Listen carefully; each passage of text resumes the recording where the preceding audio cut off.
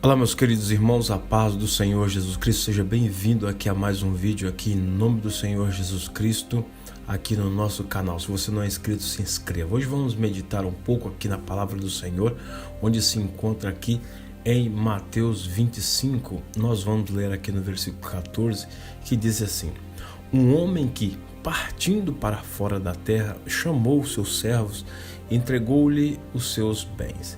E um deu 5 talentos, e outro 2, e outro 1, a cada um segundo a sua capacidade. E ausentou-se logo para longe. E tendo ele partido, o que recebera 5 talentos, negociou com eles e granjeou outros 5 talentos. Da mesma sorte, o que recebera 2, granjeou também outros 2. Mas o que receberam 1, foi e cavou na terra e escondeu o dinheiro do seu senhor. E muito tempo depois veio o senhor daqueles servos e fez conta com eles. Então aproximou-se os que receberam 5 talentos e trouxeram-lhe outros 5 talentos, dizendo: Senhor, entregaste-me 5 talentos, eis aqui outros 5 talentos para que granjeei com eles. E o seu senhor lhe disse: bem está, servo bom e fiel. Sobre o pouco foste fiel, sobre o muito te colocarei, entra no gozo do teu senhor. E chegando também o que tinha recebido 2 talentos, diz: Senhor, entregaste-me 2 talentos, eis que com eles granjeei outros 2 talentos. Diz o seu senhor: bem está, bom e fiel servo, sobre o pouco foste fiel, sobre o muito te colocarei, entra no gozo do teu senhor. Mas quando também o que recebera 1 talento disse: Senhor, eu conhecia-te que és um homem duro, que ceifas onde não semeastes e ajunta onde não espalhaste. E atemorizado escondi na terra o teu talento. Aqui tens o que é teu. Respondendo, porém, o seu senhor disse-lhe: mau e negligente servo, sabias que eu ceifo onde não semeei e ajunto onde não espalhei? Devias então ter dado meu dinheiro aos banqueiros e, quando eu viesse, receberia o meu com juros. Tirai-lhe, pois, o talento e dai ao que tem os 10 talentos. Porque a qualquer que tiver será dado, e o que terá em abundância, mas ao que não tiver, até o que tem lhe será tirado. Lançai, pois, o servo inútil nas trevas exteriores, ali haverá pranto e ranger de dente. E quando o Filho do Homem vier em sua glória e todos os santos anjos com ele, então se assentará no trono da sua glória. E todas as nações serão reunidas diante dele, e apartará uns dos outros, como o pastor aparta dos bodes as ovelhas. Glória a Deus por essa mensagem maravilhosa. Jesus fala nessa parábola, meus irmãos, sobre um homem dono de muitas propriedades, prestes a viajar. Esse homem confiou seus bens, os seus servos.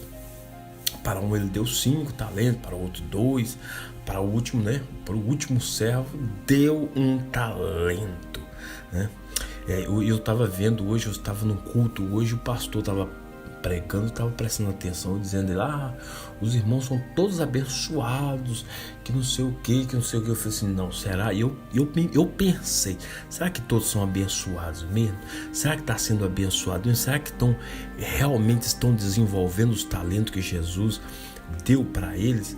Esse talento confiado ao servo era uma unidade monetária, em uso da época. Estima-se que o talento equivalia a mais ou menos 6.000 denários, sendo que 1 denário era o salário pago pela diária de um trabalhador comum, Dizem, eu li um livro aí que diz que logo 1 talento equivalia a quase 20 anos de trabalho. Olha, 1 talento, 20 anos de trabalho, era como se fosse 20 mil reais, 20 mil euros, 20 mil dólares, Era como 20 anos de trabalho, 20 anos, meu amigo.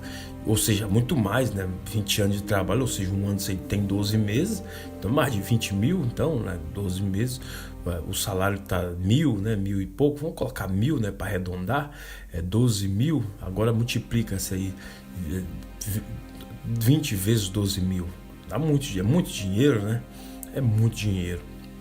Naturalmente, esse proprietário era um homem muito rico e a sua ausência, ele esperava que seu dinheiro não ficasse parado, Dinheiro não pode ficar parado nunca, Tem gente que pensa em dinheiro parado, dinheiro não fica parado nunca. Quando ele confiou as tais quantias ao seu servo, obviamente ele esperava por rendimento, assim como Deus espera rendimento com os talentos que ele entregou nas suas mãos. Outra característica interessante é que o Senhor confiou quantias diferentes de talentos a cada servo. Isso significa que ele sabia muito bem que uns possuíam mais habilidade para o negócio que outros. Claro, sobre essa lógica, cada servo recebeu uma quantidade adequada de talentos para administrar. O servo recebeu 5 talentos e conseguiu dobrar o patrimônio. O mesmo também fez o servo que recebeu 2 talentos. Já o servo que recebeu apenas 1 talento enterrou esse talento e ficou aguardando a volta de seu senhor. O costume de enterrar no chão quantias de dinheiro ou tesouro diverso era uma prática comum naquela época, viu, meus irmãos? Assim diz os livros aí. Quando o patrão retornou de viagem, os servos que multiplicaram os talentos apresentaram seus resultados. O proprietário aprovou o resultado obtido e ainda prometeu confiar aos servos bons bens ainda maiores, né? Porque os camaradas eram bons, realmente estavam usando seus talentos. E além disso, ele também convidou os servos a participar de sua alegria, ou seja, comemorar com ele. Essa expressão remota a uma ideia de confraternização, uma espécie de festa onde os servos sentariam à mesa com seu senhor para juntos se alegrarem ali e tal, comer, beber e tal. Já o servo que recebeu um talento e enterrou foi chamado pelo proprietário de mau, negligente e inútil. E realmente, né? Diferente dos outros, ele não foi convidado a participar da confraternização, a festa, né? Do churrasco. Ao contrário disso, ele perdeu todo o privilégio que tinha, restando apenas um terrível lamento. Né? Qual o significado isso para a nossa vida espiritual? Ao longo dos anos, diferentes interpretações surgiram sobre a parábola dos talentos. Né? 2 interpretações se destacaram das demais como principais. Uma defende que essa parábola se refere ao povo judeu, já outra sugere que o ensino desta parábola abrange a totalidade dos cristãos, incluindo os cristãos verdadeiros e os cristãos nominais, né? Porque no final da parábola, Jesus fala da volta dele, né, e da separação entre os bodes e as ovelhas. Claro que essa parábola foi dirigida primeiramente aos discípulos de Jesus e provavelmente eles conseguiram estabelecer paralelos, claro, entre o significado da parábola e as características históricas do ambiente que viviam. Porém, obviamente, o significado da parábola dos talentos não ficou limitado aos discípulos, mas alcança todos os cristãos de todas as épocas. Também muitas interpretações erradas e alegóricas foram feitas sobre essa parábola. No geral, essas interpretações, meus irmãos, buscam atribuir significados específicos para cada elemento descrito por Jesus. Né? Seja como for, o mais importante é estar atento para não ignorar, né, a mensagem principal da parábola. Na maioria das vezes, o excesso de alegorias acaba distorcendo o ensino fundamental transmitido por Jesus. Seja qual for a interpretação, nenhuma delas pode ignorar que o grande significado da parábola dos talentos enfatiza o princípio de que cada um recebe dons e oportunidades, na verdade, e as lições e a parábola dos talentos traz muitas lições para nós. Primeiro, a parábola dos talentos ensina que Deus não é injusto, na verdade. Nosso Deus nos concede talentos, dons, habilidades, oportunidades de acordo com a nossa capacidade. Ele seria injusto se confiasse a nós algo que não pudéssemos administrar, né? Por exemplo, uma pessoa sem o preparo necessário jamais pode se colocar na presidência de uma grande empresa em crise com a finalidade de salvá-la, não é verdade? Uma pessoa sem preparo, por exemplo, seria injusto colocar uma pessoa numa situação tão difícil sem que ela tenha a capacitação necessária. Da mesma forma, Deus nos colocaria em situação, não, claro, dessa forma, então jamais numa situação complicada se confiasse a nós uma quantidade de talentos que não pudéssemos administrar com propriedade, não é verdade? Segundo, a parábola dos talentos ensina que o pouco com Deus é muito, né? Algumas pessoas enfatizam o fato de que o servo inútil recebeu apenas um talento, mas aquele único talento já representava um montante equivalente a 20 anos de salário acumulado de um trabalhador de sua época. Acredite, isso era mais que o suficiente, meu irmão, para realizar muitas aplicações a fim de que aquele dinheiro rendesse. E com isso, né, aprendemos que o que parece pouco, na verdade, é muito. Alguns intérpretes defendem que aqueles servos da parábola eram escravos e nem possuíam salário. Mas se considerarmos que aqueles servos eram trabalhadores comuns da época, o servo que recebeu apenas um talento teve em suas mãos uma quantia de que muito provavelmente nunca havia ganhado em toda a sua vida, né? É como a pessoa que ganha, por exemplo, a pessoa ganha 1 milhão, 2 milhões numa loteria, por exemplo, aí não sabe nem o que vai fazer com o dinheiro, se perde, né? Por isso que Deus não dá grande quantidade, não coloca grandes quantidades de dinheiro na mão de certas pessoas, porque a pessoa realmente não vai saber administrar nada, não sabe administrar um pouco, não sabe administrar o muito, né? Terceiro, a parábola dos talentos ensina que nada do que temos é de fato nosso, né? Somos apenas depositários, não somos donos dos talentos que recebemos. Nossa função é administrar e zelar por aquilo que Deus nos dá. Ele é o dono dos talentos e continuará sendo, né? A parábola dos talentos ensina também que devemos multiplicar o que Deus nos dá. Ao recebermos os talentos, em gratidão a Deus por ter depositado em nós tanta confiança, devemos aperfeiçoá-los a fim de que eles sejam úteis, né, para a expressão do reino de Deus. E é justamente isso que Deus quer quando Ele dá-nos os talentos, né? Todo mundo tem talento na mão, não tem esse que não tem talento. E quem disser que não tem talento é mentiroso e está fazendo como o servo mau, está escondendo, né? Está dizendo que não tem talento nenhum. Quinto ponto que a parábola dos talentos ensina que os talentos são valiosos, mas há algo ainda mais valioso. Na parábola dos talentos, os 2 servos bons receberam uma promessa de que, devido ao sucesso diante das responsabilidades que exerceram, ambos seriam colocados em responsabilidade ainda maiores, né? Aqueles que multiplicaram ali os 5, né? Agora eles vão receber 10 agora, vai multiplicar para 10, vai só multiplicando, porque cada vez vai ganhando mais responsabilidade. O sexto, meus irmãos, a palavra dos talentos ensina que o servo mau, além de negligente, é perverso e não assume a sua culpa.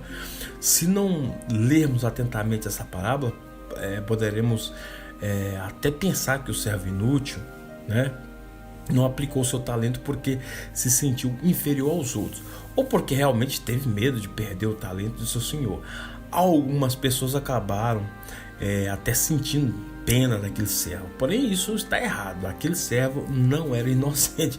É possível notar claramente que aquele servo era mau e perverso. Nas contradições de suas palavras, ele revelou a natureza egoísta, que foi incapaz de perceber a bondade de seu senhor, e disse: eu sabia que o Senhor é um homem severo, que colhe onde não plantou e junta onde não semeou. Olha só o que ele fala aí.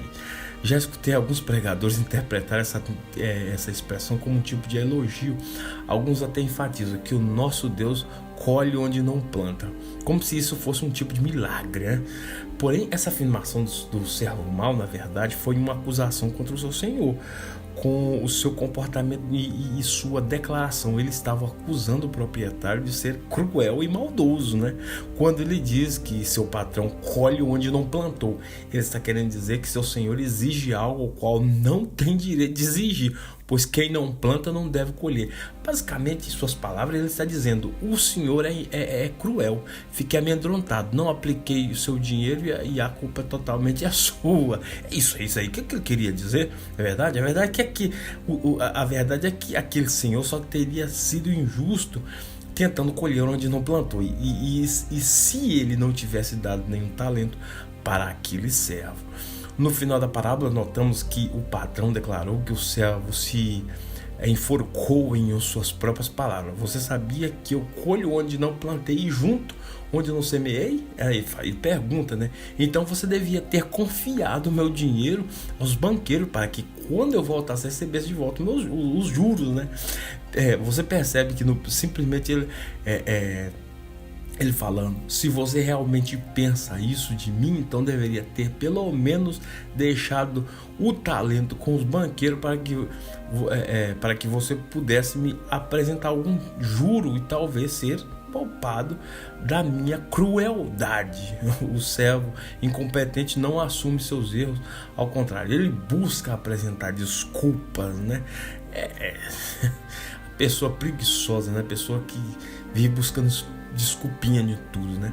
O sétimo ponto da parábola que nos ensina, a parábola dos talentos, ensina que até o pouco que se tem será tirado. Isso é cruel, né? Tem muita gente que não entende. O servo inútil era também mentiroso quando ele afirmou que devolveria tudo o que pertencia ao seu senhor. Ele estava mentindo.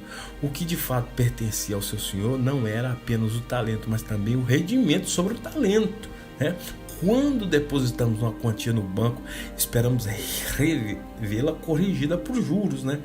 Porque os 10 reais de hoje, não mesmo 10 reais de amanhã, nunca, né? Esse é o nosso direito.